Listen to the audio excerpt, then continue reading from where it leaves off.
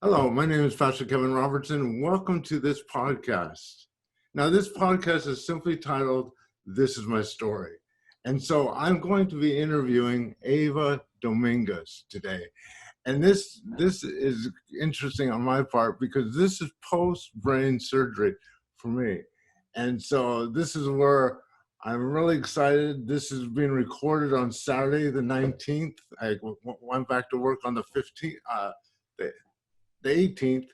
And so I'm all excited about doing these interviews again. So Ava, thank you for being here and thank you for joining us.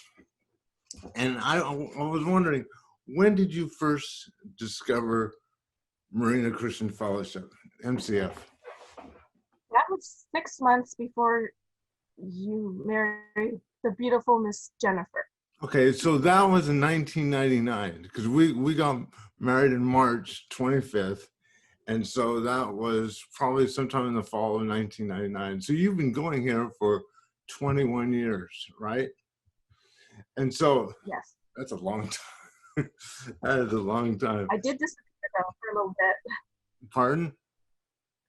I did disappear for a little bit. That's true. No, we'll get into that part. Okay. Mm-hmm. Wait, and I think it's interesting because a lot of people that do disappear do end up coming back because they get hurt, they get frustrated, they get mad at something. And so that's what happened to you. You got frustrated with someone and then eventually you started coming back, which I'm so glad that you started coming back. So the thing is, where were you 21 years ago? You had a son, right? Yes. Okay. One child. One child. And were you married or have you been married? No, never been married. Okay. And so the thing is, I've had offers though. Oh, did you? No, it's funny. No. And so the thing is, when did you discover that, okay, I'm having difficulties with my son? When was that like, okay, he's going down the wrong path here? His teenage years. Okay. Tell me about it. I think it was his teenage years. He was hanging out with the wrong people, with the wrong ideas about life. Mm-hmm. And he was incarcerated in and out his teenage years. And I think he was about 17. And I asked you to pray for us. And you also prayed for me. Okay. And that was the best night of sleep I ever had. Thank you. And, you're welcome. And that was like 21 years ago, wasn't it? Okay. Yes.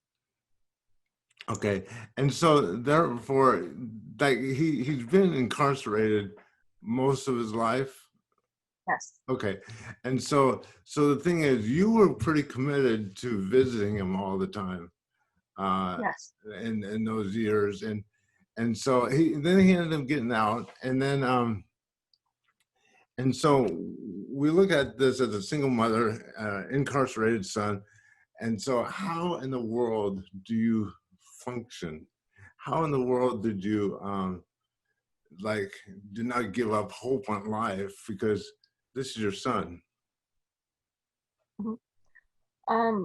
I think my faith. My faith in God. Okay. You think? I didn't. I said no. Oh yeah, I think so. He's always been there. I just never embraced him. Right. I've always felt him there, but I've never embraced him. Okay. And then I got closer to him when I found your church. Right. And I love you, Pastor K. Well, I love you too. Pastor. Thank you. And so the thing is, what's interesting too is then as a single mother incarcerated, you decided to get in a relationship with a gentleman, right? Yes, but I was very involved in the church. I was the head of hospitality at your church, and I was so involved with different things, and I promised to God that I was going to be walking a straight line. Right. Marriage, getting involved with someone was the furthest thing from my mind. And I guess what happens? someone throws this man in my life, and it's like I thought I was just madly in love with him. Oh, And that's when I really? disappeared for 5 years. Yes, Okay. because Okay. And okay, so that's the reason you disappeared. yes, Okay. So the thing is, when you isolate yourself like that in a relationship that you should not be into, then what happens? It's almost like there's an isolation that happens. And so, when did you realize this relationship wasn't any good? he was abusive, um, emotionally, mentally, Okay. maybe a couple of times, physically. And I And used to pray. Sorry, I used to pray and pray for a way to get out of this relationship. okay. So and so the thing is, it was really interesting because let me just think about this. He was emotionally abusive. Mhm. He was physically abusive A couple of times, yes. a couple of times, and so Mhm. there got to a point where you're just saying, okay, I need to pray for me to get out of this relationship. I need to pray for me to be the. So the thing is, why didn't you just step out? Why didn't you just say, I'm done, I'm leaving? It was too hard, and I couldn't do it on my own. That's why I Okay, made it a matter of prayer. And I was madly in love with this man. okay. Why I don't know, but I was. Okay. And how long were you dating for? Um, Geez, I think about I've been going to church for about 19 years, maybe 18. Oh, wow, that long. I still, yeah, we still have contact, but it's nothing improper, nothing immoral, Right. and that changed. Okay. But the baby came into my life, so it's been 7 years. Now, let me ask you this. The babies that came in your life, tell us about the babies. How you ended up adopting them. Whose are they? Um, the struggle that you had in adopting these children. Um, it's my son's daughter, and he and the mother were both arrested in another state. Right. And luckily, fortunately, they released her but kept my son, and he was sentenced to 9 years. Okay. And then she's 7, so 7 years. He was incarcerated, but he's now in a halfway house as of yesterday. So she came out for adoption because the mother tested positive for meth. Oh, wow. And so she was in foster care. They wouldn't give the baby to me right away. I had to wait 3 months. Okay. And there's another couple trying to get her, which were cousins from the dad's side. Right. And so that took about 8 months Okay. for them to go away. Oh, really? Okay. So it was a struggle because they got the board of supervisors involved because someone knew someone on their side and they were helping them. But Now, fortunately, I had a great social worker. now, how do you deal with that emotionally? Because obviously you're in love with this girl. That you obviously you're saying, okay, I need to adopt this girl. I need to fight for this girl, right? And This is my so, granddaughter. yeah, she's your granddaughter and stuff. And you got these other people fighting for her stuff. Where did you get the strength? Where did you get the fight in you? Or that's my granddaughter, and therefore I'm fighting for It was basically she's my granddaughter, but of course there was prayer. her. Okay. And my sister too became a prayer warrior. Oh, That was really? Okay. funny. Yes. Okay. And then how did you end up adopting the boy? The mother had this child from another relationship, and he's 3 years older than my granddaughter, and he went into the foster care system. They called me up because they knew he had a sibling Okay. and asked me if I wanted to foster him, and I said yes. So I had him for 2 weeks, but at that time I was living in my sister's house, and my granddaughter and I shared a bedroom, so they didn't give him to me. They gave him to my niece instead, and she had him Oh, for 2 years. And then he went into foster care again for 6 months. And then I moved into a house, and they said, okay, you can have him since I met all the qualifications. Okay. So I've had him since he was 6 years old, and he's now 10. Oh, wow. Okay. So now let's go back to this this difficult relationship. Mhm. He did not want to be part of this. No, when my granddaughter came up for adoption, it was basically choose her or choose me, and baby, no contest. I choose her.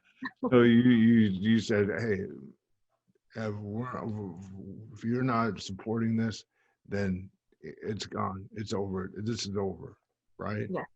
And the funny thing is that, I knew the relationship was bad for me, and I used to pray to God because I couldn't do it on my own. Help me get out of this. Get me out of this situation. So he sends me this baby, and that got me out. No. Do you think it had a lot to do with your self-esteem? I mean, you got to the point where it was low, and so you said, I got the strength to fight for it because my granddaughter, and so therefore I'm fighting for my granddaughter instead of fighting for this relationship. Yes, it Okay. was my granddaughter. Okay. So how are the kids doing now? They're doing very well. Okay. Yeah, very So well. Michael, how old is the daughter? she's 7. Okay. And Michael is 10. Michael is 10, but Michael, was in the foster system, so he does have baggage. Yeah, I only can imagine. What But kind he's of doing baggage. better. So let's put it this Yeah. way. Michael he stretches your patience. Oh, yes. Yes. So, okay. Now, let's go back to September of last year, and we'll go with what I want to talk about is your cancer. Did you have any feelings like you weren't feeling good, or before what's going on? Nothing. Nothing. I felt fine.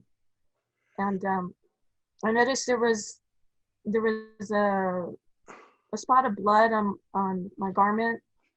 I'm like, did I scratch myself? Where did this come from? And a week went by, nothing happened, then it came back again. Mm-hmm. And then I kind of felt the lump and went to the doctor with the encouragement of, my special friends. Right. Isabel, she was there for me. Yeah, because And pushed me to go. Isabel is a cancer survivor too. Mm-hmm. And so I think it's really interesting because it's almost to the point where you just go, Isabel's part of our church, and she's part of our church because of you, because you were praying for people at the prison, Yes. people that were waiting to visit their incarcerated child or adult or whatever. Mm-hmm. And Isabel was visiting her daughter at that time. And so you went to Yes. pray for her, and then you said, hey, I got this cool church, Marina Church, and Isabel's been part of the church ever since. Right? Yeah. So Yes. so you developed this lump, and then and so Yes. do you remember, and you probably do remember, when the doctor just gave you the news? I wasn't devastated. I'm more like, okay, well, let's get this going. Let's do the treatment. Let's do what we have to do. And I just kept going. Okay. So you it never hit you real hard. You just go, okay. Yeah, I was preparing though because I was afraid for the children. I want the children to stay together. Okay. Yeah. And so it's and the little interesting. girl used to cry.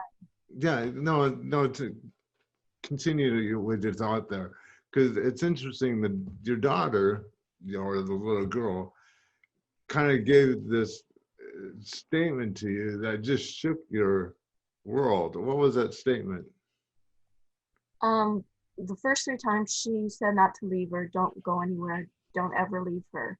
Okay. That was before my diagnosis. And then after my diagnosis, she cried a couple of times and said that I was going to die. And I said, when? And she said, soon. So yeah, that shook me up a little bit. Because the thought of not being there for her is what Right. shook me up. No, did you tell the boy and the girl that you had cancer? No. They just know that I go to the doctor, I go for treatments, and that's all they know. Okay. I don't think they even understand what cancer is. Okay. That makes sense. So you were diagnosed with stage what?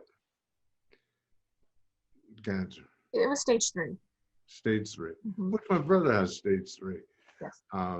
Cancer. And what type of cancer is it, or was it? They just said it. It's probably in my file, but aggressive breast cancer. Okay, aggressive breast cancer.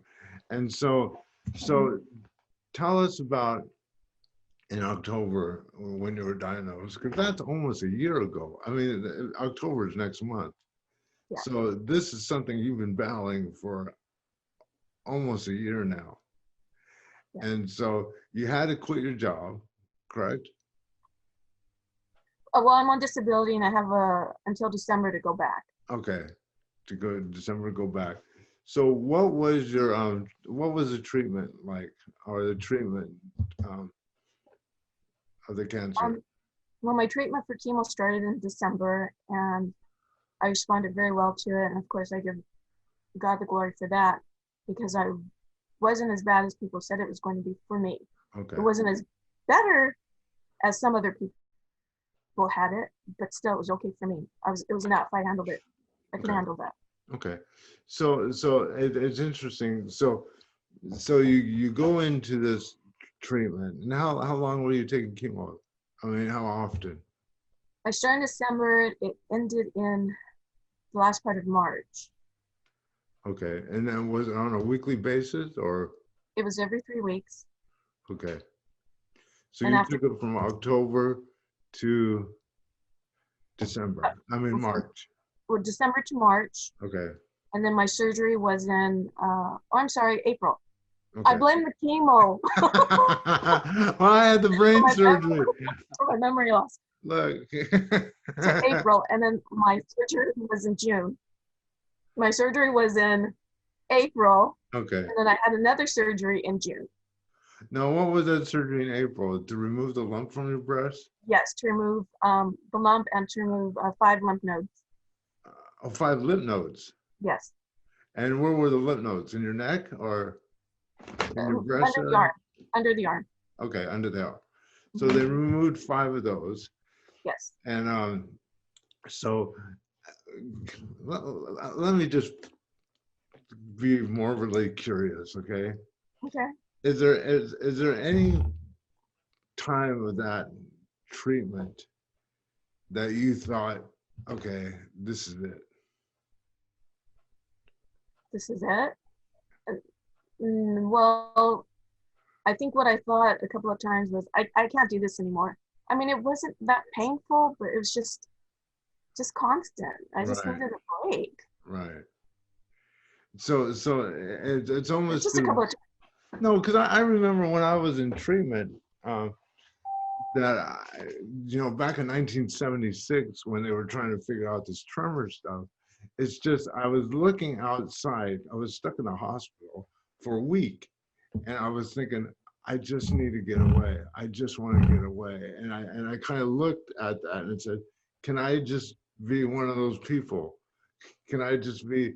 So I'm assuming that it's the same thing with you, that you just go, okay, I need to get away. I need to go away. And so how was your faith in those trying times? Did you depend a lot on it, or did you? Every day I depended on it. I give thanks every day for everything. Okay. Wow. And for everyone.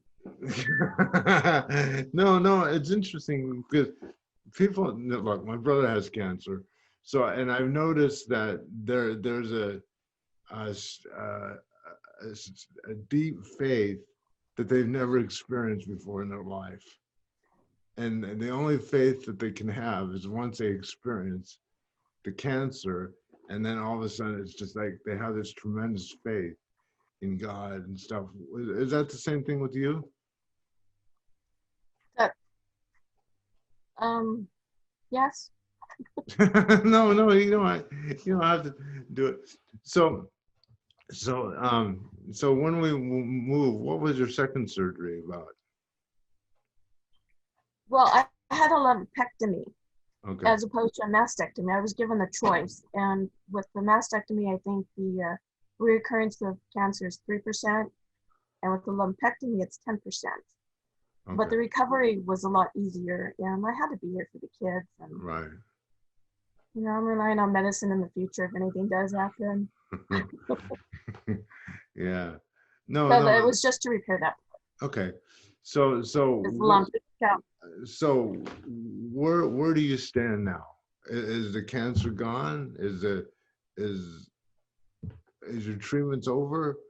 I mean, this is like October, so you're talking about a year since you've been having these. Is your hair growing back? Yes, but not the way I wanted to. That's funny. Back in February, when I met with my oncologist as a follow-up, he told me that the tumor had shrunk. Okay. And he was very happy and was very surprised. And then when my surgery came up to remove it, they removed about, she said my doctor said about 4 by 2 inches of tissue. Okay. And the lymph nodes. And they sent it down to pathology to get it tested to see if there was anything left. They cannot find the cancer. It was gone. Okay. It could be microscopic, but they couldn't find anything. Right. Okay. So that's why I'm still going through therapy, immunotherapy now until December. And what is immunotherapy like? What does that look? What is that like? I have no idea what immunotherapy is, let alone I can't even pronounce it. They say it's maintenance. Okay. So it's just like a boost of medicine to make sure that they kill all of those cancer cells inside that may be lingering, microscopic. Okay. The part where I said I wanted to stop and kind of just walk away or give up a couple of times is because they're always poking me with needles. I went through so many needles. I've got a port, and every time I go in there for this, they stick me. And it doesn't hurt, but it's just, it's like being pricked with a needle all the time. And so that's the painful part. And well, it does affect my stomach. Okay. It's more annoying than painful. Right? Right. Because yes. I would guess like it's almost like you're doing something like that and you're just going, okay, this is really annoying. And so are you cancer free now, or when will you know if you're cancer free? Well, according to the surgery, I didn't have any cancer left. They couldn't find anything. Okay. So when is this immunotherapy over? December. Okay. And then, boom, you're free. Okay. So let me ask you a couple of questions. Yeah, let me ask you a couple of questions. But I'm still going through radiation. You are? Yes, I have 3 weeks to go. I finished my first week, yay. and when you finish, do you get to ring that bell? After chemo ends, yes. But those people in there, they weren't very friendly. I rung it all by myself. I don't care. Ding, ding, ding, ding. I can care less.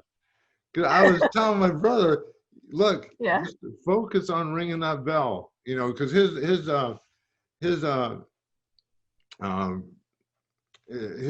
will be done October 4th or something like that. And so of his treatment. And then what happens, then his treatment, because he will be getting a PET scan in beginning of January, because if he gets it November, December, it will obviously do false positives. So they have to wait until all that radiation goes away, and then they do it. How is that radiation for you? It's only been a week and it's okay. I mean, there's no side effects, nothing yet, but they said second week I should be seeing a sunburn. Okay. So we'll see. Yeah, yeah, he's real sick. He gets real sick with the radiation, because his radiation it's 5 times a day. That's 5 times a day, 5 days a week, and then he has chemotherapy once every 2 weeks. So he actually says if the cancer doesn't kill you, this will. And so he just the doctor said something similar. he said, like, okay, here's the radiation, but it'll kill you. But if it doesn't kill you, then So let me ask you this: when you were going through, like, October of last year to October of this year, how have you changed? Your outlook, your perspective. I think I'm more optimistic now. Are you? I think I'm more optimistic. Yeah, I'm able to see the people that are less fortunate than me. I mean, I've always seen them. I've always known they're there, but I can really count my blessings and see that I am blessed. Right. I mean, I'm not as worse off as other people, and sure, there are other people that are better off than me, which I'm happy for. Right. But I get my strength, I think, from kids too. I see the kids going through this and there's no tears. They're just strong. It's like if they can be strong, I can be strong. Right, right. So thank God for little kids. No, you're right. Thank God for little kids. And the thing is, so basically, have your kids changed since October of last year? No, they haven't changed. It's still the same. Help. So anyway, so if anyone's going through cancer right now, or anyone who was diagnosed with cancer, or going through a situation like I was with my brain surgery 3 weeks ago, I was in a dark area. Because I was thinking, I can't speak, I can't do anything. I'm going to be like this all my life. What kind of advice would you give somebody that's been going through this and says it's not fair? This is why me, all this stuff. What would you tell someone like that? You're not alone. There's a whole community of support out there. I've gotten support through the hospital and MCF. I can't thank you all enough. Yeah. Your prayers, the food that you've given me, the love that you've given me, it makes a difference. Right. The phone calls, the text messages. Yeah. Just be there for that person. Right. And that person who's going through it, you're not alone. And there's, like I said, there's other people that are worse off than you. Yeah. And the thing is, what's cool is I think a couple of days ago you came here to drop food off for Spy, which I thought was crazy. But you told me, I think I was asking you, what is the best part of cancer? What is the worst part of cancer? And you said the best part is realizing the people in the church that you have. And so that's just realizing the friends that you have here at MCF, the support you have at MCF, the people that delivered food at MCF. That's what you were sharing with me. That you were really happy about. So, but anyway, thank you for being part of this podcast, and thank you so much. And I'm glad that you are cancer free, and my prayer is for you when this radiation is done, that it'll be completely over and that your hair will grow back and that you will have a wonderful, wonderful longevity of life after this area. So thank you, and thank you for joining the podcast. My name is Pastor Kevin Robertson, and thank you so much for joining us. Bye-bye.